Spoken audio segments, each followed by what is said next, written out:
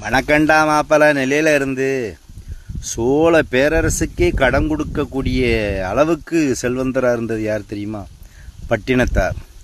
கடைசி மூவாசையை துறந்து முற்ற முனிவரா தவம் இருந்து ஊரை விட்டு கடந்து போகக்கூடிய வேளையில் ஊர் மக்கள் எல்லாம் மறிக்கிறார்கள், கவலைப்படலை.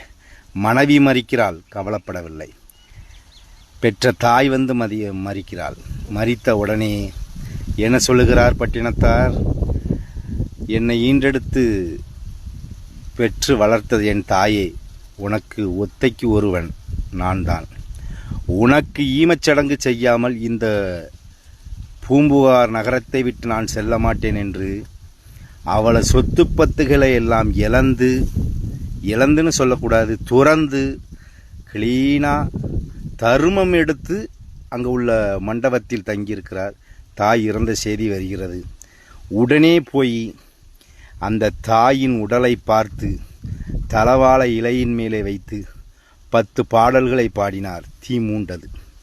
அதுதான் அவர் தவ வல்லமை. என்ன சொல்லுகிறார்? 2 திங்கள் என்னை அடி வயிற்றில் சுமந்து ஈன்றெடுத்த என் தாயே, வட்டியில் இட்ட சாதம் வாரி உண்ண தெரியாமல் இருக்கும் பொழுது வாரி வாரி உண்ண வைத்தாயே என்று அழுது புலம்பி அந்த 10 பாடல்களை பாடினார். இந்த தீயை நான் உனக்கு மூட்டுவேனோ, இதற்காக என்னை நீ என்று எடுத்தாயோ அப்படின்னு பட்டினத்தார் சொல்லுகிறார். பட்டினத்தார் எதுக்கு சொன்னார்னு நான் இப்போ உங்களுக்கு சொல்லட்டுமா?